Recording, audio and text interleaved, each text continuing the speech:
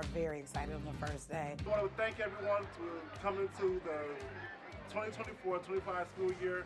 Welcome to the newly updated Scoutwood. I'm so excited to share all of our updates with you guys, and I can't thank everybody who's worked so hard to get it done. We had 90 days over the summer to get this done, and they did an amazing job.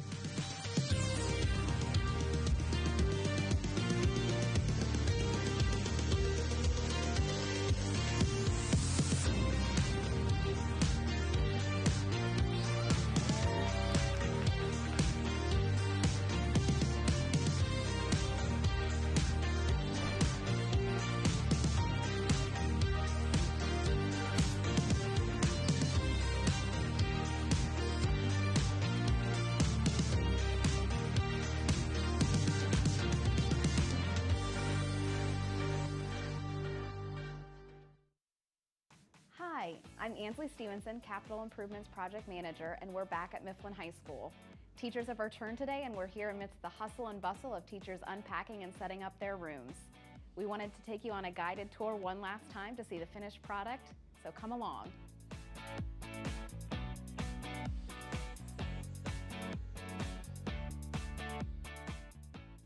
We're here in the new Student Support Services area of Mifflin High School. Before, these spaces were scattered throughout the building, and now students and counselors have a private space to access all of those student support services. We're sitting here in one of our 3 new extended learning areas at Mifflin High School. They're all furnished slightly differently to allow a different posture for students and staffs. Some of them are more focused around technology, some of them are more focused around lounge and conversation to allow students and teachers to pick the space that suits their needs for the day. We're standing in one of our completely refreshed classrooms here at Mifflin High School. Throughout, you'll see new flooring, new ceilings, new lighting, our new sound system that allows for an even sound distribution throughout the whole classroom, and furniture that was customized for each teacher to suit their needs.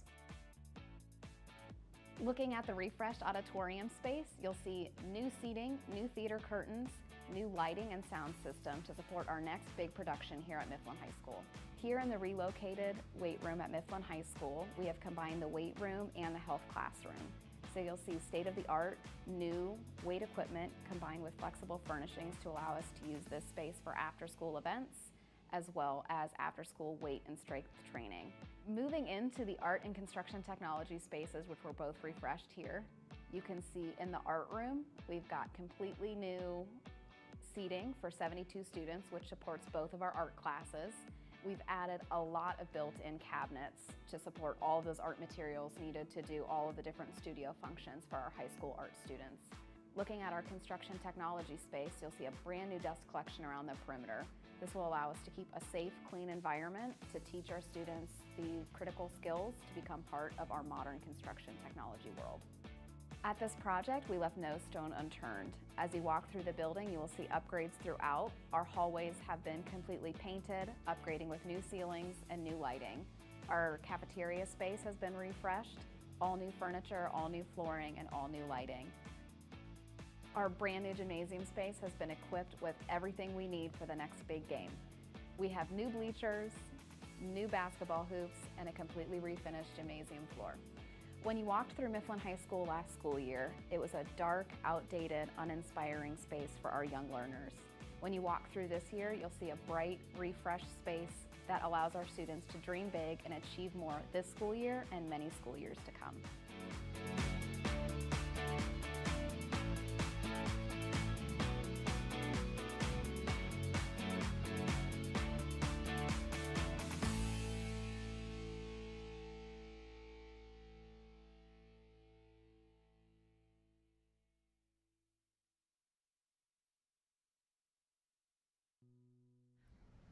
I hope that the students feel a sense of accomplishment. I hope they feel proud about what they created. I hope they feel like they, really can do anything.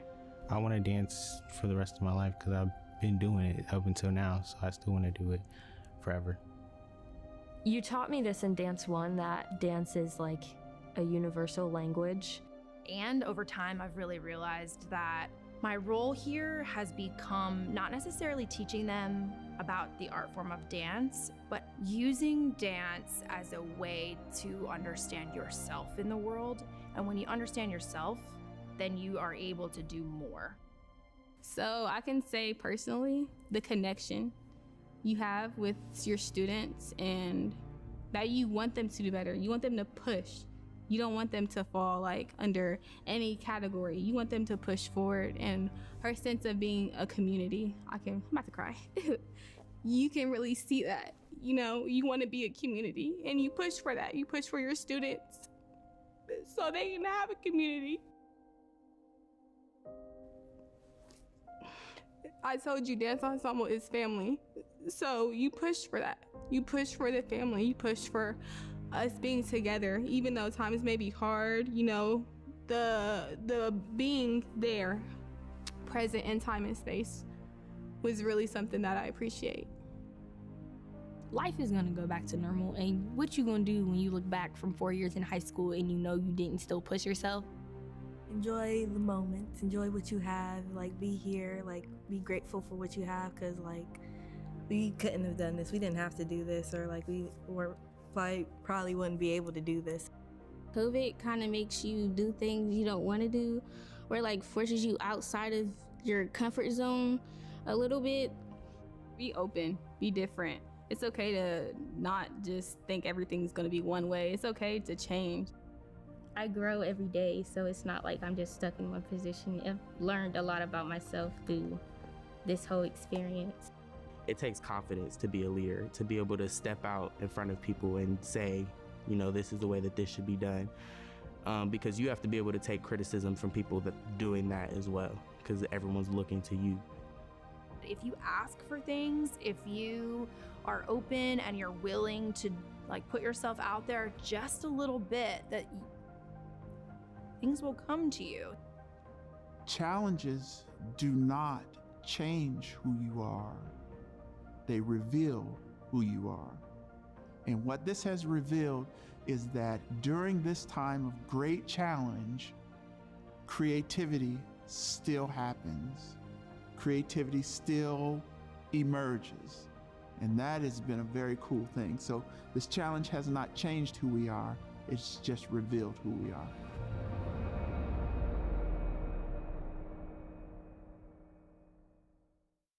Hi, I'm Alex Trevino, Director of Capital Improvements, and we're here at Woodward Park Middle School today to highlight the HVAC improvements we're making at this facility and across the district this summer.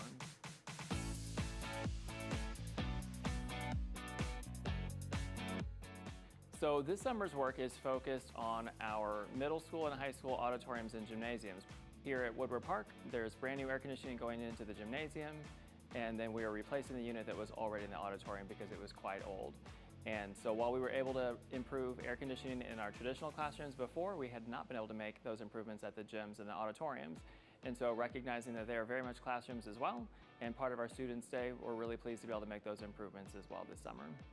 So the auditoriums and the gymnasiums didn't get the improvements before, mostly out of budget concerns. So we were really focused on our traditional classrooms and getting air conditioning upgrades there. So we are really proud that we're 1 full year ahead of the commitment to get those spaces air conditioned, and at the end of this summer, we'll have every classroom, including our gymnasiums and our auditoriums, air conditioned for the very first time. So one of the improvements we've been able to make as a result of our HVAC investments is to add what we call DDC, or direct digital control, over every single unit controlling every single space. So every single classroom, and in fact every common space, is going to have a thermostat. That's an improvement that we've made across the system, and so it helps not only regulate the temperature in each space, it also allows our central maintenance team to see problems as they're happening.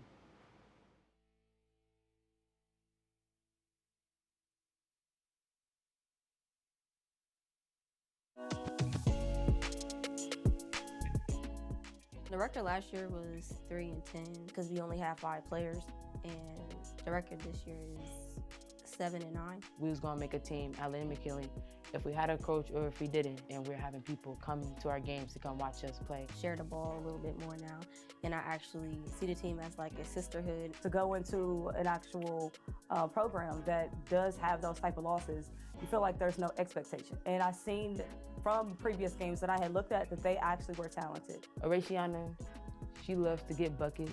Shy, she's strong with the ball. She'll body anybody. Faith, she brings the energy if we feeling down. Denny is doing real good. I love Denny. I got to play with my sister this year. She's a freshman. Marion Franklin, Christiana Towns, she had 35 points, 25 rebounds, and 10 steals. She averages 18.5 points per game, 9 rebounds, 6 steals per game. Her Mifflin game that we had, Tamaya Harrington, she had 27 points, 5 rebounds, 13 steals. It makes me feel more confident. Start varsity as a freshman and play the whole game and make a lot of points with my teammates and a lot of assists. Changing the culture means a lot to me. It makes me feel real good that people aren't just seeing Linden girls as trash. We here Monday through Saturday, so we really putting in the work, and I'm happy people are actually coming out and seeing us. We aren't just a team that's 3-10. We're an actual high school basketball team. Once I actually did see Darthard and the program that he was actually running and how he was uplifting and actually caring, once they actually started to win games and to see their progress and to understand how much I did really care about them outside of just the game itself, it made them want to show up. It made them care. It made them want to actually work together and have a sisterhood to where they loved each other. My brothers are Philip, LB, Chris, and Emmanuel. When I watch my brothers play, I look up to them and I play against them a lot.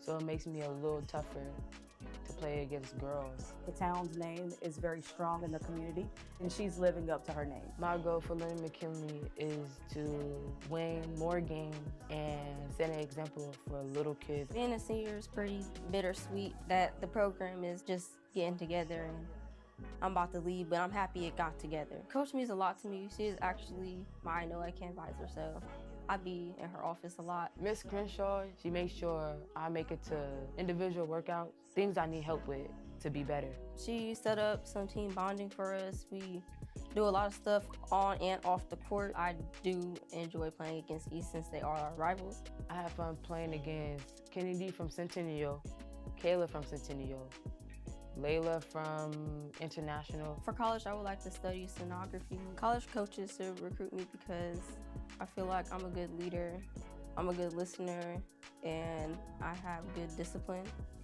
and I can push myself. She's always going to put 110% into whatever it is that she does. So a lot of the times whenever coaches are looking for that one player, that spark, Tamaya Harrington would be that person. I cannot wait to see the young woman that she is going to become. I just want to do photography and still do basketball. College coaches should recruit me because I put all the work in. I'm very humble. I could make buckets, and I like to share the ball and communicate. College coaches should recruit Christiana Towns because of her work ethic, the ability that she has, which is natural, and on top of that, she's very coachable. It's something different whenever you have someone to step on the court that has an athletic ability, that has a game that is different than a lot of players that do play the game, and you can still teach them something.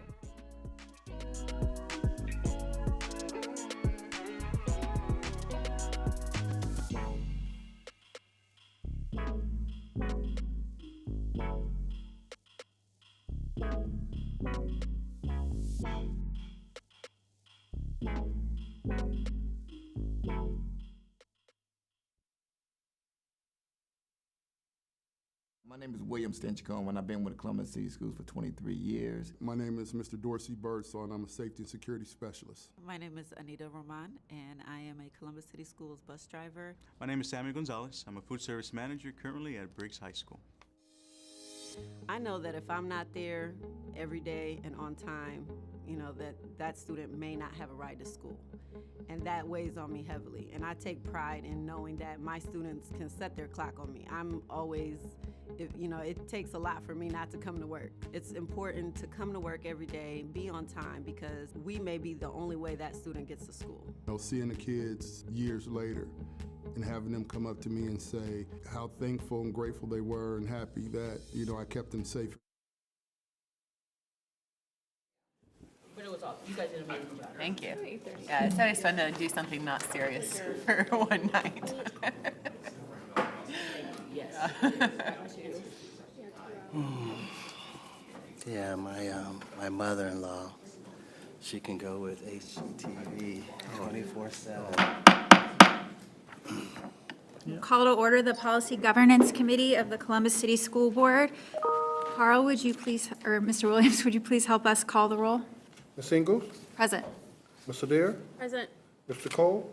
Here. Ms. Ellickson? Here. Ms. Lumford? Here. Mr. McDonald? Ms. Smith? Here. Mr. Vogel? Here. We have a quorum. Thank you. Our first order of business is to approve the minutes from December 9th, 2024's meeting. Has the committee had an opportunity to review the minutes? Motion to adopt. Second. Mr. Williams, would you please call the roll? Ms. Ingles? Yes. Ms. Adair? Yes. Mr. Cole? Yes. Ms. Ellickson? Yes.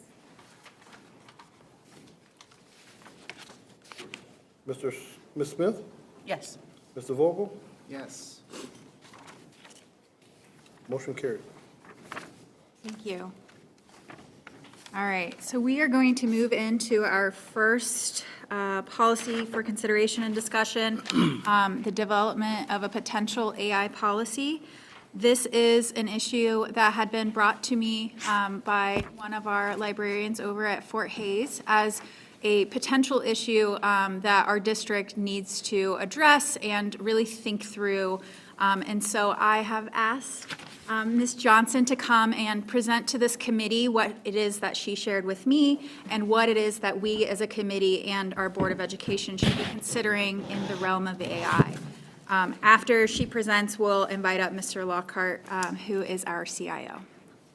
Hi. I brought just a few copies of a slideshow that I made for the English teachers and the librarians. I don't think there's enough for everyone, so I just want to share. I can send the PowerPoint, but it's long. I'm very excited to hear from Mr. Lockhart too, but I just want to thank Board Member Ingalls. I was preparing this presentation for my national board presentation to the English teachers and the librarians, and so I reached out to Board Member Ingalls. So thank you so much to everyone around this table for the opportunity to talk about a subject that keeps me up at night, artificial intelligence. I am Courtney Johnson, the school library media specialist and former English teacher at Fort Hays Arts and Academic High School. I've been at Fort Hays since about 2005, so been there a long time. So I don't want to sound like Chicken Little, but this is an existential moment in education. And we have the opportunity here to write an AI policy that both empowers and protects our students and our staff, which I'll talk about. So I know there are some folks, including teachers, administrators, and business people, that will say, AI is here and we can't stop it, and that is true. And they will argue that students need to know about AI to be prepared for the future. That is also true. They'll say we need to give students teach students how to use AI as a tool, as a thought partner, and that's the one that gives me a little bit of pause. And I'll explain more about that in a moment. My argument, and Dr. Walker was like, what's your pitch here, is that we, students and staff, every single one of us, needs AI literacy in the same ways that we need information, digital and media literacy. So I just wanted to share a few examples of my own experience, and I mean, I could write a whole list of these that contribute to my understanding of some of the battles that we're facing and demonstrate why I really hope we can include teacher voices. And I heard Mr. Lockhart was at the English teacher PD last week. I was at a librarian PD, so I had a whole different AI presentation from this man from OSU who makes me think we're going to be living in iRobot here soon, and he scares me really badly. But a few things. So I had several students who were applying to a pretty prestigious camp, summer camp, and the prompt was write a 500-word essay about your favorite book and why it's your favorite. And so many of them were like, look at my essay. And it had none of their voice. And I'm like, well, if this is your favorite book, can you talk to me about it? Imagine not having the confidence or I don't know. I'll tell you what I think it is in a second. But it was really sad to me that it's about your favorite book. And these kids are readers. They had favorite books, and yet they used AI to write a 500-word essay. Another student turned in a ChatGPT screenshot of a ChatGPT essay for Apex. Didn't even copy and paste it, from one browser to another, but screenshot. That's not okay at all. And lastly, here's one more. This student was like, will you listen to my responses to these questions on this application for a leadership camp? And as he was reading it to me, he could not pronounce many of the words that were in his answers. So I looked at him and he said, is Grammarly okay to use? Is that AI? And so we had a big conversation about that. And that, again, it's your voice that's missing when you use words that you wouldn't normally use. But I am not at all here to put these students down. I love these kids. They're library kids. They're in my space all the time. And because it's not their fault. Every app that they use recommends AI. Google, Outlook, Canva, which I use to make that slideshow, which Instagram, Snapchat, they all say AI for help, right?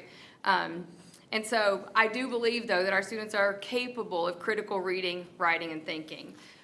We've probably all read these recent articles coming out lately about students not being ready for college level reading and writing. They always say it's worse than before, and maybe it is. There are lots and lots of reasons for that probably, but unfettered AI, without us helping them learn how to manage it, will only make it harder for students to develop these deep learning skills that they need for life beyond high school, critical skills that our world desperately needs them to hone. There are more causes for concern than just students using AI to do their homework for them. We need to consider bias and misinformation, ethics and data privacy, environmental and human impacts, and abuses such as deepfakes and copyright infringement. Staff and students have a right to know both the benefits and the harms that AI brings to the human race. Now, I'm a high school teacher, and we have all of our concerns at the high school level, but we also need to be thinking about the ways in which our littlest learners are growing up in a continuously more artificial world. We can't wait until our students are in high school or even middle school. Our policy should consider ways to prepare the class of 2036 for a world that we can only imagine. That is not to say we need to prepare any of our students for a specific AI they need in a career field. We don't need to make all of our second graders, coders. But we do need to think about how their world is going to look different, that they're inundated with AI images that we didn't see when we were 6 years old. So there's one more piece that I couldn't really figure out if it fits into the Policies and Governance Committee, but we have to include families in this discussion. I'm talking to families a lot. I grade for Apex English at my school, and so I have to say to families, like, I'm gonna need you to resubmit this. I'm here to help. They can't use a source for this. And a lot of families kind of know about AI. Some of our families some of our kids have parents that use it for their jobs. That is not the same as, these skills that we're trying to teach kids. So it's a new technology for all of us, even those of us who use it every day. It changes all the time. I have found, and I tried to do some research, I wish I had Mr. Lockhart's policy from his old district before today, but I've been looking in Central Ohio, and most districts are simply adding a statement about AI use to their acceptable use policies. It's like, you can't plagiarize, including ChatGPT and other generative AI. But that leaves staff, students, and families floundering with what is and what isn't acceptable, what is and what isn't safe to use. Over the past 2 years, the library department and at my school and the English department, we've had professional development on generative AI. I've even presented on the topic, as you see my slideshow there. The PDs ranged from demonstrations of tools that teachers can use to be more efficient and tools we can use with students during research to overviews of ways in which generative AI has exploded in its capabilities. As you can see, my PD was more focused on the questions that we're asking today. And while much more professional development is needed at all levels, I wonder how many of our staff have had none or don't consider these other implications other than kids are using it to do their math homework. So the truth is that none of us knows exactly what to do. Maybe Mr. Lockhart does, and that gives me hope. AI changes as rapidly as the Ohio weather, right? But we can learn from the past. We did very little to prepare any of our students or ourselves for the ways that social media would change their lives, and we're paying a steep price. A strong AI policy will help us empower our students to think, read, and write critically, and do math skillfully, aligning with our board goals. A strong AI policy will allow our staff to meet the needs of the whole child and provide equity for our learning communities, aligning with our board guardrails. Working together, CCS can lead at a pivotal moment for education. Thank you. Does anyone have any questions for Ms. Johnson at this time? Just to be clear, your proposal is about student use in AI. It's not at all about talking about the adults. I mean, I think we should probably consider both of it. I don't use it myself. I'm a little bit Luddite about this just because of the ethical and environmental implications mostly. And also, like, I don't know. I just have not found anything that I need it for. My very best friend, who is a professor at OU, was like, well, I mean, I've used it. And I was like, just, can you tell me what you learned by using a chat bot that you couldn't have just, like, searched, right? Like, why are we using it when a search will suffice? And I know Google brings up AI at the beginning. There's a Boolean phrase. You can use it, take that away if you want to. That's like real nerdy library talk up here. But I do think we should talk about that. I mean, some of I have seen that, you know, principals and, you know, the teachers use it for writing IEPs. I don't have any experience with that really. So I'm not saying there aren't reasons for staff to use it, but it's also a consideration, you know, for privacy and equity and ethics, right? What are the ethics of putting in all this information about a student and then asking a chat bot to spit something out about that student? So no, I think we should do both. I just focused on students because honestly, we're playing whack-a-mole out here, right? Trying to help kids understand how to use it or when not to use it. I mean, a lot of our teachers have gone back to paper and pencil in the classroom, in the English classroom, that is. I also had a conversation with a chemistry professor at Ohio State who uses it all the time. He encourages his kids to use it. Students. I mean, I think some of them are even like grad students. And he said, because at the end of the day, they have to take a test with no help. So if they use it as a tool for learning, great. In English, as English teachers and as a literacy educator, my concern is that our students don't have the skills to use it as a thought partner without a whole lot of scaffolding and support that I think a lot of adults don't have either, because it changes. I was telling Dr. Walker, I did this lesson with seniors on a Thursday, and on Friday I opened up my slideshow, start clicking the links, totally different. Like, things change literally overnight. So I think we definitely have to consider the parameters for adult use as well. Any other questions?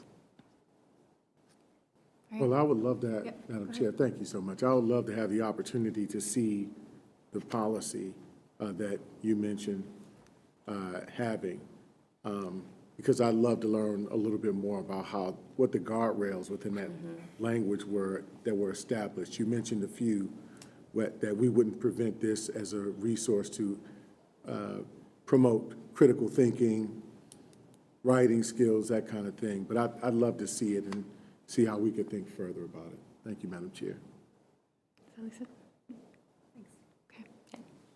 Okay, hearing nothing else, thank you, Ms. Johnson. Yep, thanks. Appreciate you. Yeah. Thank you. All right, Mr. Lockhart? I'll be brief. I have two 40-minute presentations on this topic, one that deals with AI use, the other specifically with AI policy. And I presented in Northern Kentucky and Southwest Ohio on why your school needs an AI policy. Having just started here in November, I've been sipping water through a fire hose, so I've not brought up the topic at this level yet. But just last week, I went to the professional development, went to the language teachers, secondary language teachers, and started a roundtable of them answering prompts in a presentation, and then us just talking out and somebody taking notes about artificial intelligence, what's their concerns, what's their attitudes towards it. So I've kind of started to work. So when I got this email, I jumped up and down a little bit because I'm excited about it. And I'll tell you why. Our school district that I came from, Princeton City Schools, we were on the very edge of it. We implemented our AI policy in May of 2023. We used Neola, and so I'll make sure that everyone gets a copy of that since it's published publicly, so we don't have to worry about any copyright issues with that. But the things that we focused on were guardrails for students and staff, ethical use of it for students and staff, responsibility, who's responsible, The Princeton method, and again, I'm not saying that that should be the Columbus method. That's for us to decide as a group, not just me, but staffs, students, voice maybe even, and administrators, is that for them, the classroom teacher was the ultimate police officer for the AI. And I was sharing that we stole the model of red light, yellow light, green light. So as a teacher makes an assignment, in the policy it says that the students cannot use it unless the teacher gives them explicit permission. And then the teacher has the ability to say, this is a red light. This is all mushy brain, so no AI. They can say yellow light, where they say you are allowed to use these approved resources. Or they can say green light. Here's the problem, solve it however you can. And so there's ways to give those teachers that control. And why teachers? One of the things, since we were so early with the AI policy, I got interviewed by NBC down in Cincinnati for their AI week. And they asked me the thing that they always ask, well, what about cheating? And so my response to them was, because students have never cheated before, have they? They've never written notes. They've never written it on the back of their hand. And I said, it's just that new environment. And the easy solution is to think that the computers can police the computers. So if you have an AI, you get an AI program that checks for AI. But it's that thing that, you know, AI gets better, so the detecting gets better. So it's that arms race that happens. So what I told them was, I said, we have these highly trained professionals in the school district. They've been through years of studying and training, and they're called classroom teachers.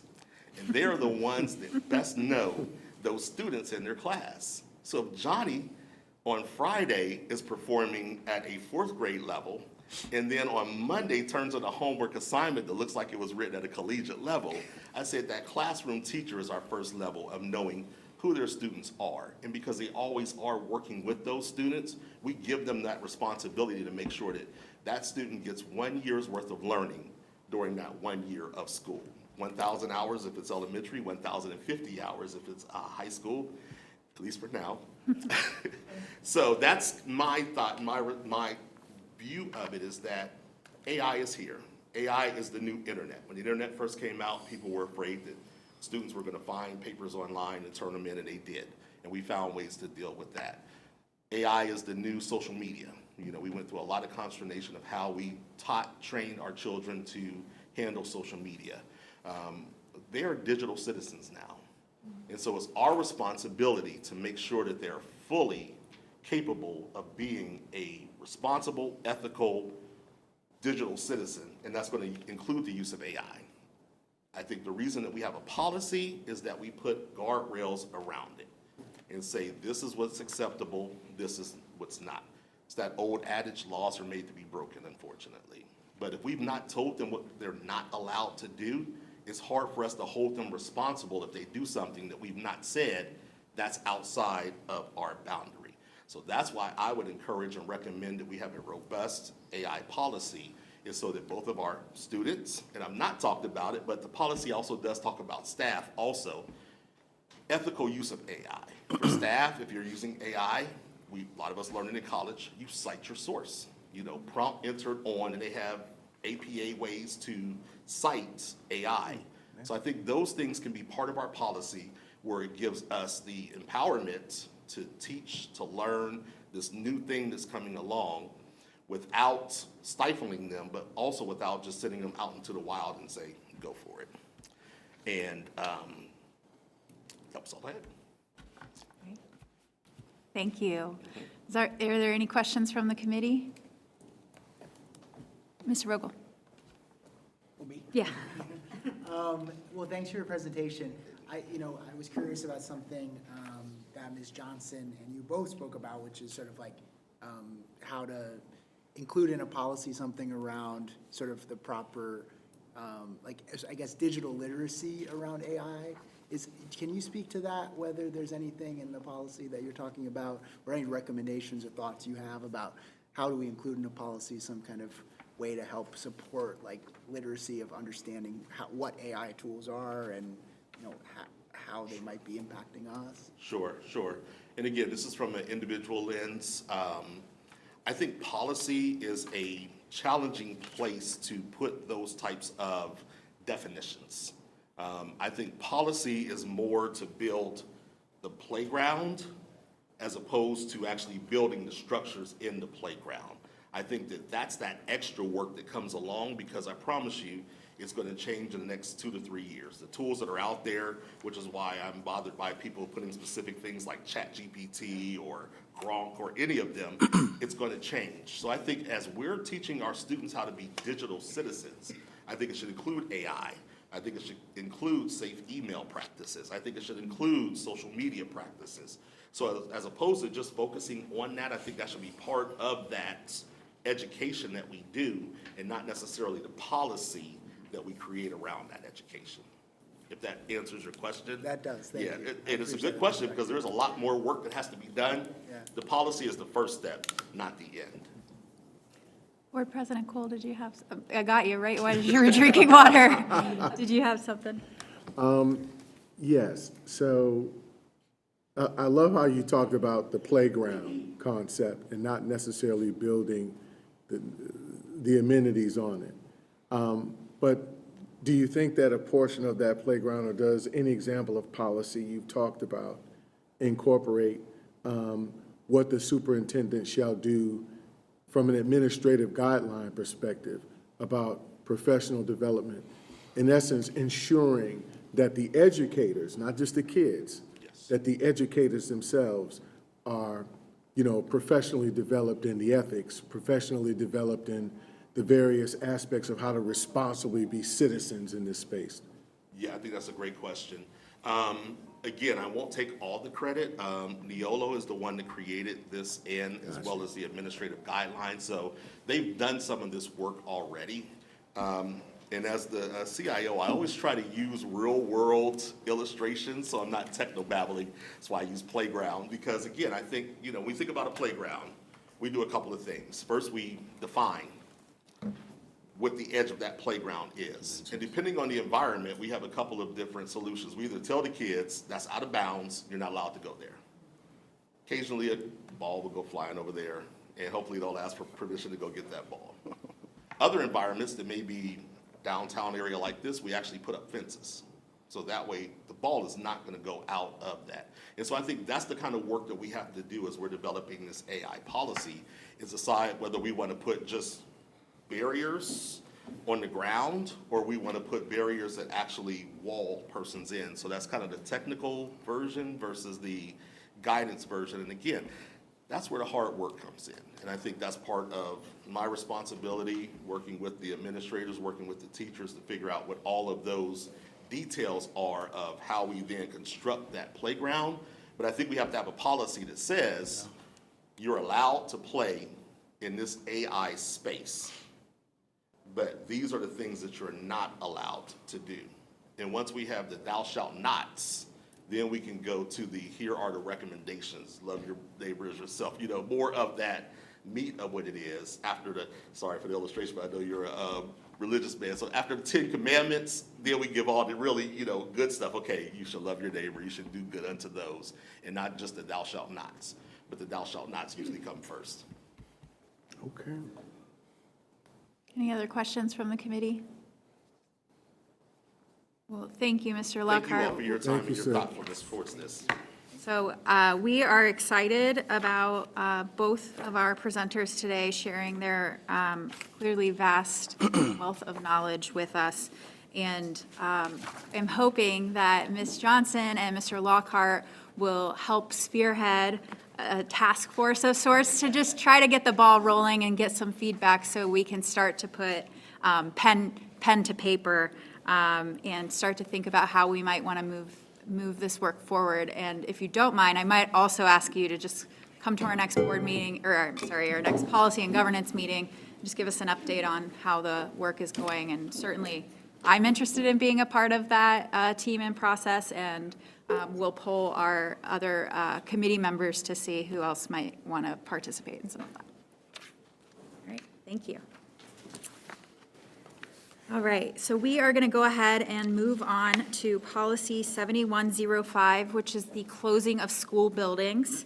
We have been talking about this policy for a few committees now.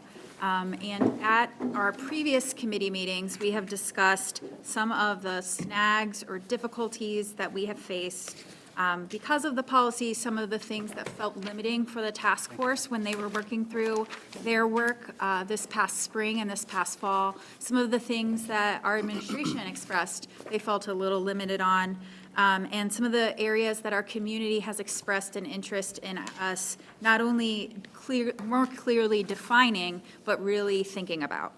And so that is what we have set forth to try to accomplish. In doing some of that, we looked at other districts and their policies. And when we discussed those policies at our last policy governance meeting, we really spent a lot of time with the Denver Public Schools policy because it did have such a robust community engagement piece. At that meeting, we also had Mr. O'Connor present feedback from the board and what the board thought about the last process, and some other discussion about where we might be able to go with this policy. So we are continuing the fight forward to make sure that our policy is reflective of the wants and needs of our community, of our students, our parents, our staff, and making sure that we are being very intentional about how we can set ourselves up for success, because the nature of a district of our size is that we will occasionally have to close school buildings, and that means that we should do so in a way that is reflective of the wants and needs of our community. So I'm going to kick it over to Mr. Woods to give us an update. At our last policy governance meeting, we asked him to go back and speak with Denver Public Schools because their policy was fairly new. And so we asked him to get some feedback from them. Had they used the policy, and what have they learned since then? So I'm going to turn it over to him so he can share with us what he has learned. Thank you, Chair Ingalls, for that very thorough review. I'm going to take a few minutes just to go through a few slides. I had the pleasure of reaching back out to Denver Public Schools. I think they're an exemplar in this space. They do really good work. I'll talk about the bond that they just had passed in November 2024. But it was this policy work that led up and contributed to the passage of that bond in their district. And I apologize, I'm a little congested, so bear with me, please. So just a little bit about Denver Public Schools. As you can see, they're probably about twice the size of our district. And their policy is actually, it's called executive limitation. And throughout this presentation, you'll see the acronym or the letters EL. That stands for executive limitation. It's executive limitation 18, school consolidation and closure. At our last meeting, as Chair Ingalls mentioned, there were 3 or 4 questions that were posed by this group. Mr. Vogel, I think you tabled a couple of them, so thank you for those inquiries. And I just wanted to come back to this group and address those questions. There's hot links throughout this presentation, so at any point in time, if we want to pause and pull up the actual hot link, the links are hot. So I would just request from the back room that they help us with that. On this page, you can see a snapshot of the actual policy and the hot links that's associated with it. When I reached out to Denver Public Schools, I reached out to my counterparts in facilities and construction, and they made an introduction to the Executive Director of Enrollment and Campus Planning. So that individual is the one who actually facilitates, coordinates, implements the school closure policy.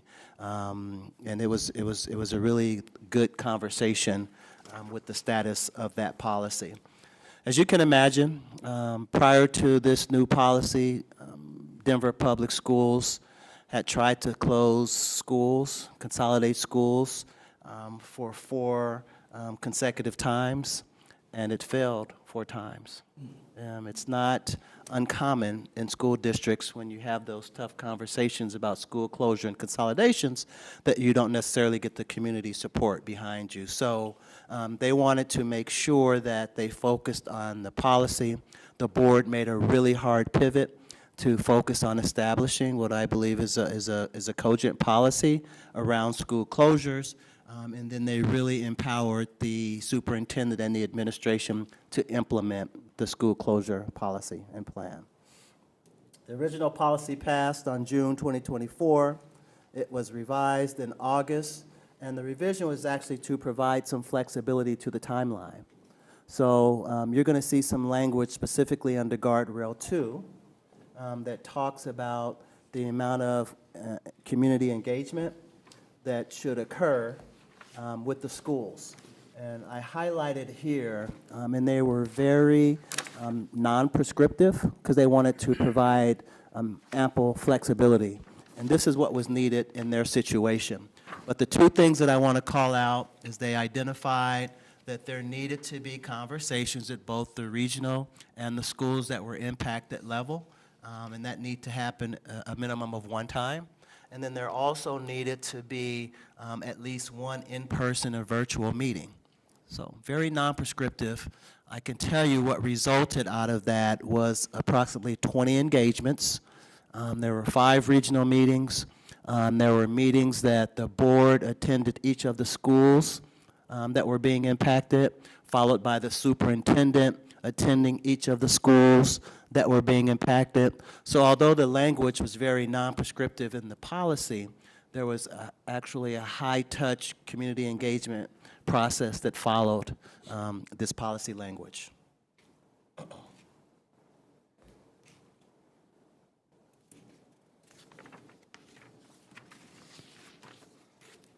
So the next thing that I wanted to talk about is kind of what were the outcomes or what were some of the recent activities. I mentioned the bond passage, November 2024, $975 million for consolidation and closure activities in that district. They also are in the process of actually refining the school consolidation and closure policy. And there's a lot of discussion going on currently around how frequently the district wants to have these conversations. And they're actually looking at adding some language to provide a moratorium until they can implement and execute on the schools that were identified for closure and consolidation in November. So instead of doing this annually, they received feedback from the community. Hey, once we identified schools, we know we want to close some schools, let's take a step back. Let's focus on implementation and execution of that plan, and let's take a moratorium. They're looking at a period of 3 years to do that. They're also trying to embed language that allows them the flexibility to come back and go through this process or this policy again if there's an emergency, one, or if they deem that in any given year they want to have this process reinstituted. So they are trying to create some flexibility in how often they actually implement this policy. One of the questions that was posed was, are there other policies that are related to EL 18 school closures? Effective, I think their board meeting was either yesterday or it's going to be tomorrow. They're actually looking at drafting or approving a boundaries policy to go along with the school closure work. And this is something I want to just acknowledge Dr. Russ Brown at our initial meeting in December. He really highlighted the need to have these conversations coincide with boundary conversations. So the Denver Public Schools Board has recognized that, and they're actually creating a policy around boundaries. Again, the hot link is attached if anyone wants to pop that open and take a look at it. And then in addition to that, the district has school board policies, but they also empower the superintendent to create what they call administration policies, which are really kind of standard operating procedures to support this work. If I use the analogy that Chris used earlier, it's, you have the playground. It's the infrastructures that are in the playground. They have administrative policies that allow the superintendent to determine what goes inside of the playground, using his analogy. As I close this particular presentation, I'll open for questions, but I do just want to remind us that there were a couple of other districts that we spoke about at the December, I believe it was 19th meeting, and that was Prince George's County and Detroit Public Schools. I'll pause for questions, if any. Board Member Adair. Thank you. If you know, I just have a couple maybe factual questions about what's going on in Denver to maybe see how closely they are like to us. So when they started, or when they were trying to close their schools, and you mentioned that they failed, do you know if at the time do you know why they were trying to close their schools? Did you talk to them about that? You know, we touched on lower enrollment, declining enrollment, was the rationale for them starting down this path. I would assume that in the previous conversations where they failed, that declining enrollment was a critical criteria for those discussions. Do you know then when they implemented this, maybe I'm making this assumption, so let me ask this first and you tell me. So they're implementing this and they now have schools on a list that they're working through, right? That's correct. Okay. Are those schools, through this new process they implemented, are they also doing that in conjunction with any sort of like future visioning and realignment of their district? Because you mentioned the bond. So I know we're working on something like that. Are they working on that too?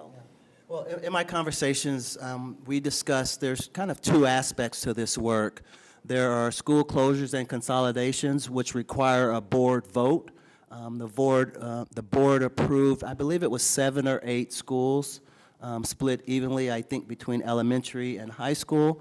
But they're also doing some reimagining, which doesn't require board approval. They've identified 3 schools that they're reimagining. So I think they're doing yes in both. Okay. And my question actually was going to be how many schools, and you just answered that, were in their list right now? Because you mentioned they wanted a pause because they felt like that was a good number for Implementation. 3 years. Yeah, that's correct. And they believe that it's going to take some time to close and consolidate the schools and kind of have the district settle on some of these changes that they're making. And then they also received feedback from the community that it was a significant lift, you know, to attend the meetings, right? So the community actually shared feedback that, you know, this is something that we prefer not to do annually, and they're listening to that feedback from the community. Thank you. You're welcome. Board President Cole. Thank you so much, Madam Chair. With regards to the policy language in any of the examples, whether it's Detroit, whether it's Denver, whoever, is there any space in the language that identifies above and beyond board ownership from the standpoint of voting on something, and more particularly in the community engagement space? Is there something that says that the board will participate in that process as well? Here in our organization, we value tremendously our responsibility to have a two-way conversation with the community. As stated, we represent their values. Is there something in the policy that speaks to how the board will actually engage? I saw guardrails for the superintendent, but. It's a great question. In the policies that I review, they all directed the superintendent to implement or kind of follow the policy.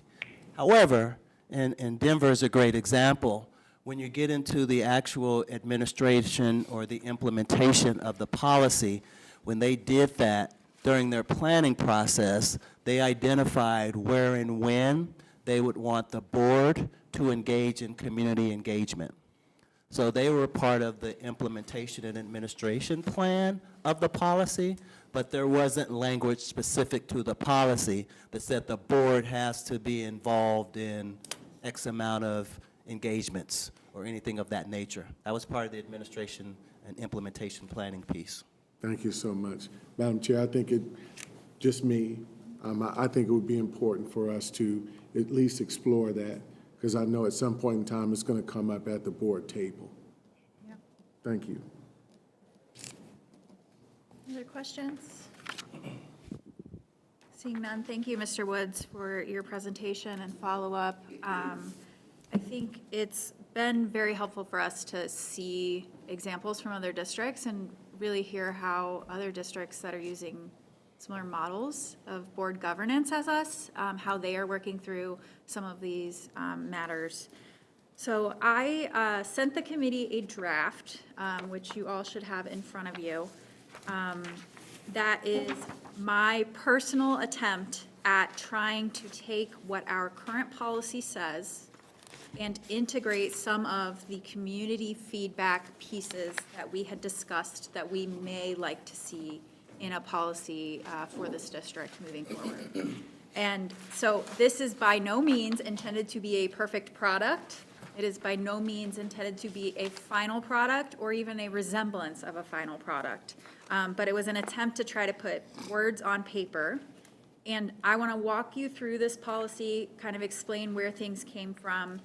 And then I would like to pose to the committee and ask that in between now and our next policy governance committee meeting, that we each commit to engaging with the folks in our community.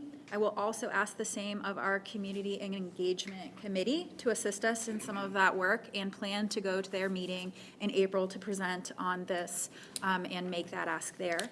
And so I hope that we can take this policy out into the community, get feedback from all levels of engagement with our district, and really think about, would some of this language accomplish what our community is telling us that they want to see, what our administration is telling us that they need, what our board is telling us that they need? Or are there pieces that we're not thinking about and we should think about more clearly? I think we have a little bit of time with this policy. We have an existing policy, right? So we're okay. But I think we want to be really intentional about how we move forward. And I think that's something that we saw reflected in some of the other districts' versions. And so taking that and making it CCS is what we're trying to do here. So I'm going to walk through it very high level and then answer any questions that I can, and then get some feedback on how you think this might be most effective, and if you have any feedback on that plan that I just proposed. So, anything that you see in the document that is green means that it is new, and anything in black means that it was already in our existing policy. One piece of that I included at the top is just that the superintendent will engage the community in accordance with the community engagement guardrails. As Board President Cole just pointed out, many of these policies, board policies, will direct the superintendent, but the one thing that we could consider is if we want to direct ourselves as the board. And so I did not include that language because that was not in the Denver policy, but it's something that we could consider. Criteria for task force recommendation, I left the same criteria that we already have.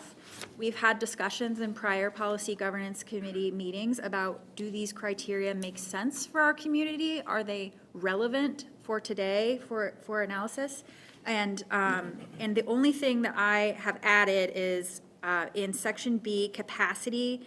I added in current school utilization rates because I thought that that would fit there. If you disagree, I'm open to that. In J, I added an example of community use of the facility. I thought that was a clear point that was made in the Denver policy that I really liked. Student enrollment, talking about current enrollment. And then O, it said other variables, and I added in as recommended by the Board of Education because ideally it's the board who's telling this or directing the superintendent whose work they're overseeing what other variables may be relevant for that period of time. So on that criteria for task force recommendation, that's all I've done in that section. Did you have a question, Ms. Linsford? Dr. Linsford? Thank Sorry. you, Madam Chair. Mine goes back to the beginning. It starts off saying that in determining when school or school shall be closed, a task force comprised of internal and external participants shall be created by the superintendent and approved by the Board of Education. And then it talks about criteria and everything for the task force. Is there a policy or something that talks about how the task force is established by the superintendent and to be approved by the Board of Education? No. So the only piece that refers to that would be found in this policy. So the only piece is, in making its recommendation, the task force shall consider, and then the general guidance to the superintendent that you have to create a task force. The way that it has worked in practice is with this last line, which I think is in green but may have already been in the policy. That may be my mistake. But in the event that the board votes to approve, the community will be engaged in further discussion. I think that's it. So that had been part of our discussion as well. I didn't include it in any language here, but that's certainly an opportunity for us. So through the chair, Yeah. if I could just add some commentary to that. So I'm relatively new, but it's my understanding that there was like some due diligence on how the task force members were selected. I think there was some conversations first around what are the types of roles that make the most sense to be part of this type of task force. I think there was some engagement with organizations that had that expertise as part of their business or business model. I believe those organizations then made recommendations to the superintendent about individuals that they think could fulfill those roles, and then that was brought forth to the board. That's my understanding in general of kind of the process that was. Are there any, general community members that are a part of that? I believe there was a Selection? role, and again, I don't have the specific roles in front of me. Someone may have been here a little longer than I, but I believe there was a role for community member, nonprofit, construction industry, et cetera, et cetera. Thanks. So certainly, Well, go can ahead. I comment on that? So I'm not sure that, I think what you're asking is there something in writing that tells us how? No, I don't think so. I think we have an internal process, and this is typical of any time the superintendent seats a working group or a task force, where we're trying to get the cross-section of the community. And so what Mr. Woods was saying, and this time she was even more intentional about it by involving the board more directly in the seating of it. Sometimes, and for other purposes, she'll just make it herself. So I don't know, I mean, to your point, if we need more words around that, but it's typically her choice in how the task force gets created. And she did do it a little bit different this time by involving the board in a little bit of a different way. But Michael's been here longer than I have, and so I don't know if he wants to share. She sees all this gray. I got some too. Other task force, when closures happened, how the superintendents had seated. Madam Chair, the way it's been done in the past is that board members actually had their opportunity to participate. It might not have been any more than 3. I know that in each iteration, I had the opportunity to participate in everything from the school funding question and the levy planning piece to building closure. I think one of the things that helped us tremendously in this most recent process was our opportunity to participate in a way that we got to see the facilities ourselves. So even if we're including that aspect of it in this policy piece for consideration, I think is important. But I greatly appreciate your question about board involvement in this preamble language and determining which that there is very serious consideration for board participation. And again, no more than 3 members. Okay. So these are things that I would love to have feedback on, about what are we missing? I'm going to run through the section that says community engagement guardrails. Sarah, before you do that, Yeah. can I make a comment about, it'd be line 57 to 58?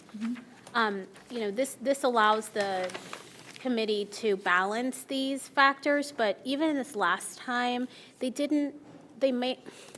really kind of unclear.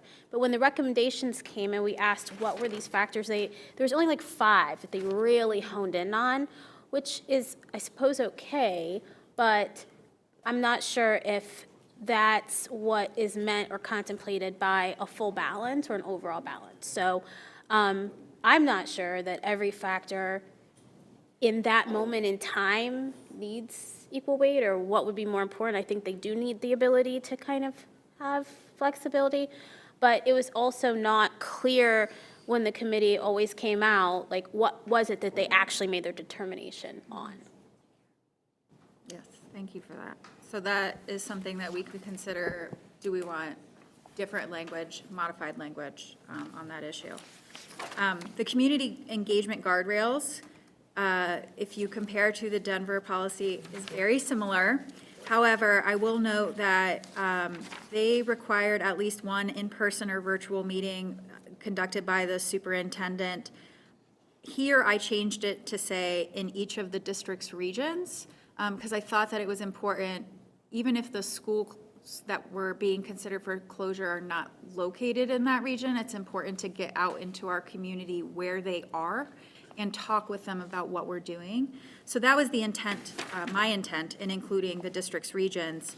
But then some parameters with that the schools most affected should also be specifically engaged. And so I tried to also write in, including but not limited to at least one or in-person or virtual meeting, not at a board meeting, at each school being considered for closure. I also included the not at a board meeting so that we don't count the meeting at 3700 as being out in the community, that is a separate type of meeting, and that the intent here is to get out into the region or into the community of the school that could be affected if closed. So open to considerations and thoughts on that paragraph. That was kind of my intent in the modifications, but otherwise it mostly matches similar to what Denver has.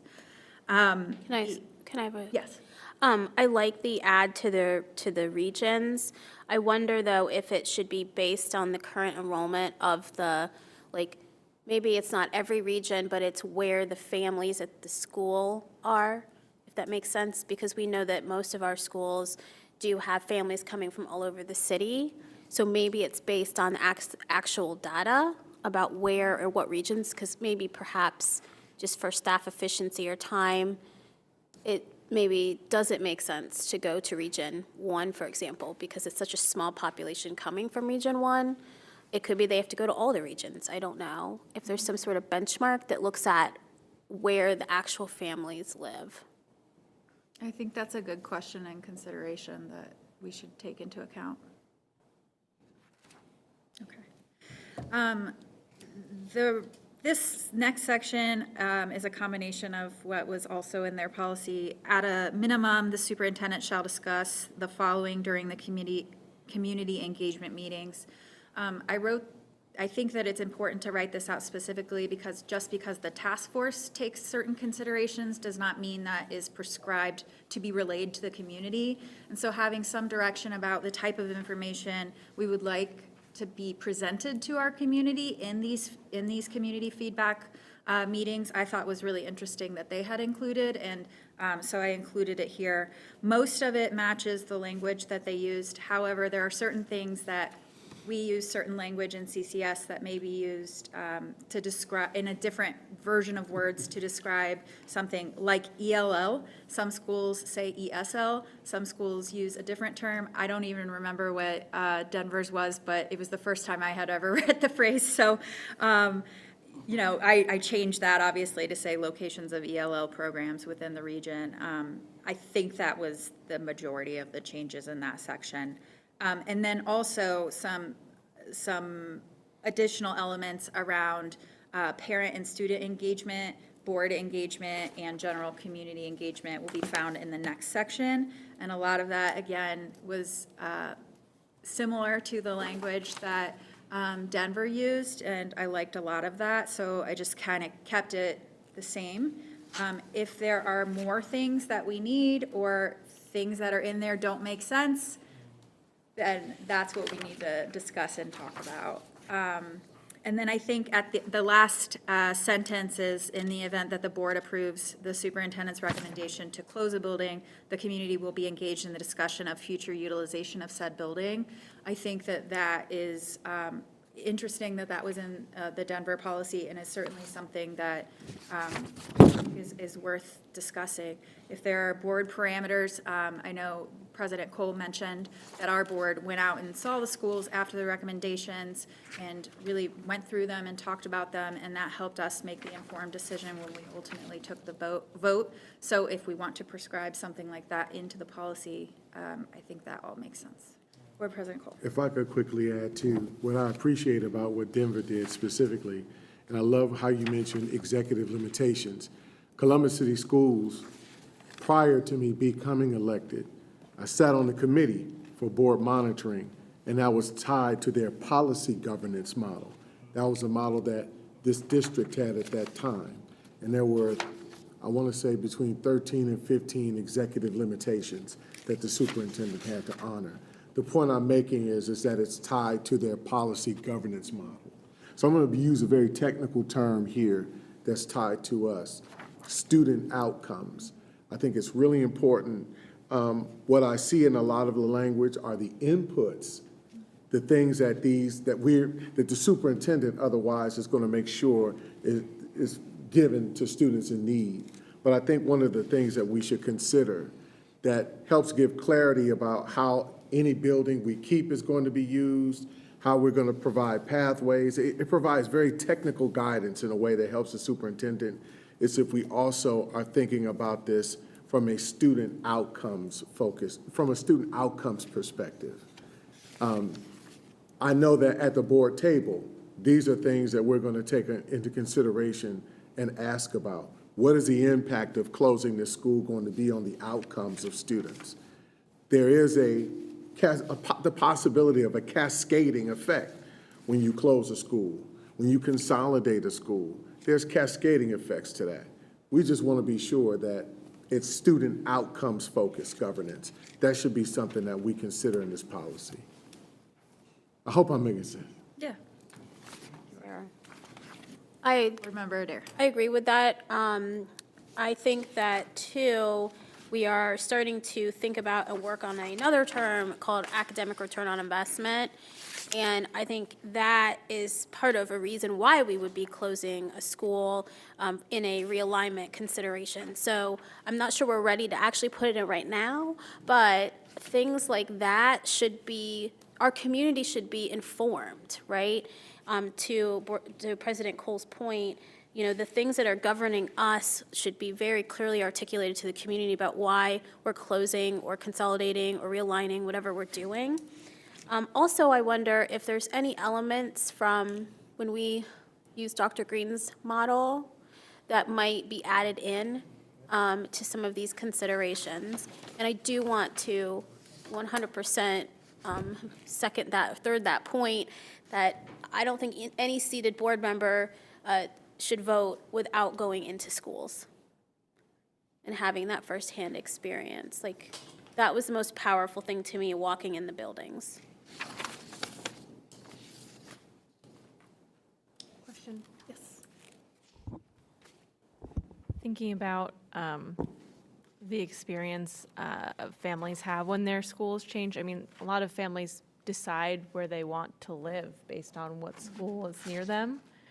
And one thing I didn't see in this policy, and I'm curious, Mr. Woods, if you saw anything in your peer research, is whether any consideration to the timing of the closure, like a ramp to close, was given. I know that I was trying to Google here, I know there are varying grade bands in different schools, so that doesn't really work for like a K-8 or other scenario. But you can dramatically reduce the population of people affected if they've already matriculated into their next school and not been repopulated. That has costs to doing that, but I'm just curious if we could discuss together anything you heard about that sort of phase out. You know, so thank you for the question. We didn't talk specifically about that level of kind of administrative detail on how the plan was executed. The timeline that we did discuss, though, is they went into this policy recognizing that they were going to be on the ballot in November. So they ensured that the policy allowed for the timeline and the engagement to have the work done between the months of June and when they got on the ballot in November. That's the specific timeline that we discussed in my meeting with Denver Public Schools. Probably didn't answer your question, but that is the only timeline we discussed. That's still a helpful answer, thank you. You're welcome. Board Member Adair. I think piggybacking off of what Kelsey just said and what you said, I think that that's why it's important to talk about that boundary or whatever you call it, policy that we don't have, because that's the process, what you just mentioned, about how do people know then where I'm going, or the process to, like you said, if it's not a full closure, it's a step out closure. And that sort of policy may help with that. Thank you. And if I could just piggyback on that, I do believe that if Denver could have done things differently, they probably would have had the boundary policy out in front of this. So that's a consideration for us. The other thing that they mentioned that they would have done differently, ironically, is they said that they would have brought the board discussions into the engagement later in the process. Later?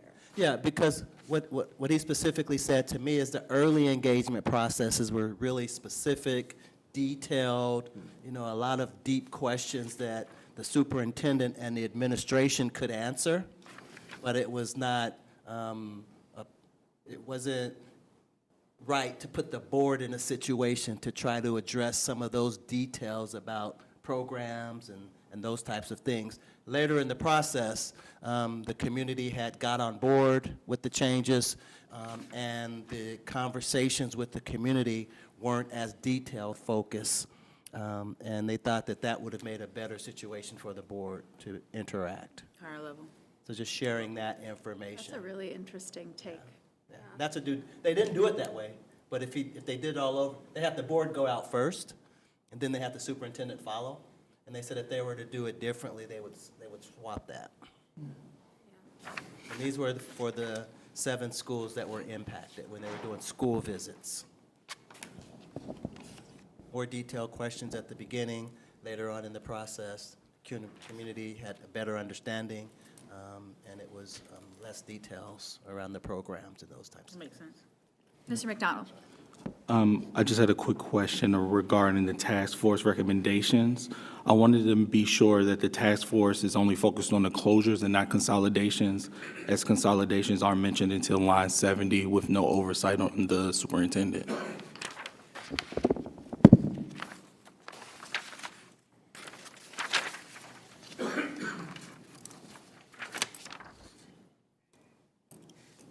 I think the intent would be that they're one of the same, so that may be just something we have to clean up language on. I don't know, does anyone feel differently that those should be separate actions? Okay. Yeah, that might be something we'd have to clean up. Yes, Ms. Ellis. Thank you, Chair. Your little addition here on line 43 about community use of the facility within circumstances. I was just sitting here noodling that and thinking, what goes away when a school goes away? Mm-hmm. And wondering all the answers I don't know about that question. But one in particular that I did want to ask is what sort of facility sharing agreements you have, maybe with people who have, if any, I know there are tons of screenings that happen by tons of different providers, but do any of them have a set space that is open to more than just students? I'm not actually thinking of this, but just to put an example forward to help us focus on something, but like Minute Clinic, not that, but like, is there community access to a service beyond maybe like a baseball field being used? Another great question. The short answer is we do have what we call facility rental agreements that we coordinate with community partners that are interested in utilizing our facilities.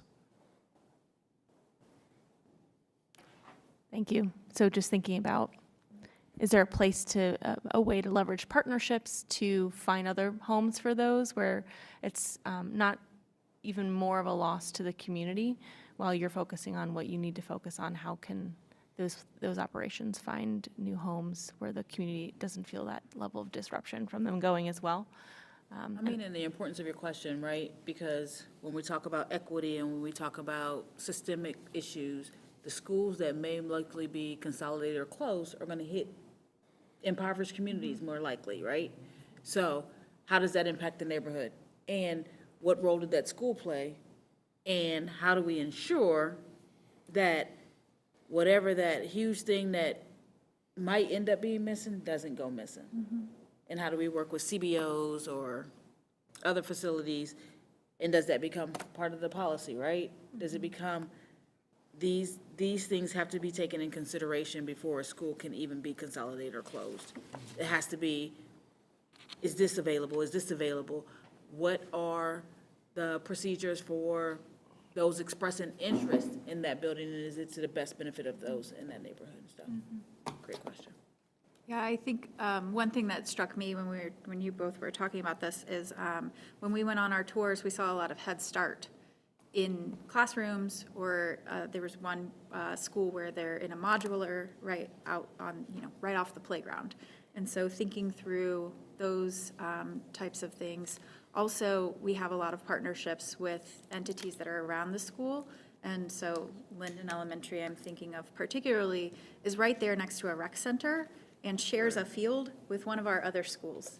And so thinking about, that school was ultimately not recommended for closure, but had it been, what would have happened, or what impact could that have had on the areas around it?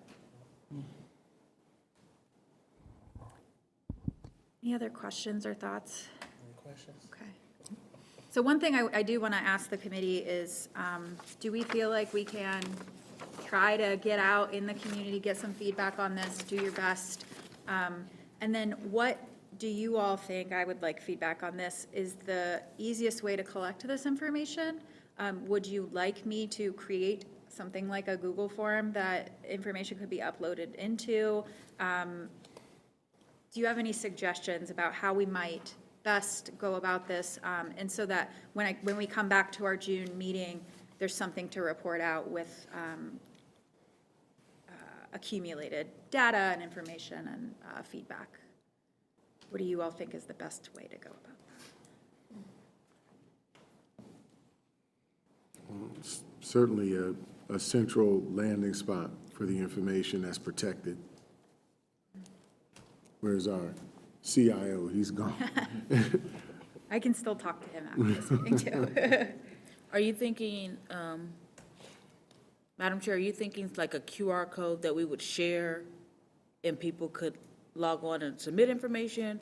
Or are you thinking of us hosting events where community can come in and give feedback? I'm not exactly sure. It could be any or all of the above. I think that will be part of the ask to the Community Engagement Committee is, what do you all think would be the most effective and how would you see us engaging? But I also want to challenge our committee to take part in that work as well. And so part of that is using your networks. I mean, everybody on this committee was chosen to be and asked to be a part of this committee because you are entrenched in Columbus City Schools. And we have, the ability to go do that within our own networks. Certainly, we don't want data that's only reflective of our networks. We need to get beyond that. And so I'm hoping that's where the community engagement community engagement group will be able to help us kind of think through some of that work too. This doesn't have to be the ultimate decision tonight. If you have thoughts after this, just let me know. But I know, if you have a QR code or whatever, I'm more than willing to share on my social media platforms and ways that I'm out. And I know me personally, I am. I don't know, it's an idea if you're thinking of that, I'm willing to support that. Great. I do think that we have some district resources around Panorama, and we have some things that could work in a protected way to get the information, Chair Ingles, is there a list of people who were involved in the community hearings for the last attempt? Could the survey be sent to them? Yes, Mr. Williams could probably help us pull the list of everybody, certainly who testified, to the extent that they provided that type of information. And then we could reach out to the partners who were really organizing around some of the efforts and make sure that they know about this and ask them to assist as well. Great. Okay. Did you have something? Always, the more, I think, the more formal this gets, the more resources for facilitation that will be required. I was thinking, it's going to depend on lots of people's different varying appetites here for things, but I was even just thinking, there's a very select few people I could slide this over to and say, tell me what you think and get good feedback from, because it's just like, you have to have incredible focus and time to do that. In a world where we're trying to keep it sort of informal and open and put it on our shoulders to go have the conversations and go forth, I would even say if this could be converted into a fairly simple deck that I could just have some, morning group coffees with people about. And I, could share this too, but it's maybe something that is just a little bit, this looks like it's going to be hard to read. It is not. Everyone did a great job on this. You did a great job on this chair. But something that's just a little bit more approachable than this might be helpful for me to go grab a few friends by the collar and ask what they think about this and walk them through it slowly without needing district resources to do that beyond the deck itself. Yes, we can definitely figure that out and work on that and ask for your feedback too. We will work on that. Okay. Okay, so we have our charge. I will take this to the Community Engagement Committee, and then we will revisit this at our next Policy Governance Committee meeting in June. All right, so moving on, as you may be aware, the legislature gets very busy at the end of every General Assembly, and the 135th General Assembly ended in December of 2024, which means many bills were passed, many new requirements and issues for compliance arose quickly after that General Assembly, and that is where we are in the education policy space right now, is really sifting through some of the language that was passed and the requirements that came out of some of that language, and thinking through how that affects not only our district, but our policies that we put forward. And so there are lots and lots of policies, and in talking with Ms. Lathwell and Mr. Barnes on how we could best attack this as a committee, we selected a couple of policies that we need some decisions on, and really the biggest one is the food services, how we, what our values are as a community and what we want to do there. And so I wanted to walk through some of the others because I think that that's important in understanding that, that policy, but that's kind of where we're at. So I'm going to start with the release time for religious instruction. It is policy 5223, and we currently have a policy on this. It can be found on board docs. What is on board docs now is the current policy with no amendment or change. However, this last General Assembly, House Bill 8 required districts to have a policy on religious instruction release time. We currently have that policy. However, pieces of it will need to be amended in order to conform with House Bill 8. House Bill 8 requires that we collaborate with sponsoring entities, and so sponsoring entities being those institutions or groups who are engaging in the release time for religious instruction. And it permits districts to require a criminal background check of the instructors and volunteers working with the sponsoring entity. Again, sponsoring entity being those groups who are providing that religious instruction during that release time. So I'm going to hand it over to Ms. Lathwell and/or Mr. Barnes to kind of talk us through this language. And then I think the biggest pieces here that we need to discuss are, well, we have to comply because the law says that we have to have a policy that requires us to collaborate with sponsoring entities. The permitted part here is whether or not we want to require criminal background checks of instructors and volunteers working with the sponsoring entity. So I'm going to allow you all to talk us through that policy. Yes, I am going to refer to Kyle for the substance of the policy. But just to note that starting at 3.3 on the agenda, the release time for religious instruction, down to 4.12, 13 of the 15, we have short deadlines coming from the legislature. The release time for religious instruction, I believe that's April 9th, is the deadline to have that policy in place. And primarily that's going, because we already do have a policy, but it's discretionary. We do permit that, but the legislature has made it mandatory for school districts to have that release time policy. With that, I will turn it over to Kyle. Yeah, and Chair Ingalls, we can do this because they're all time sensitive.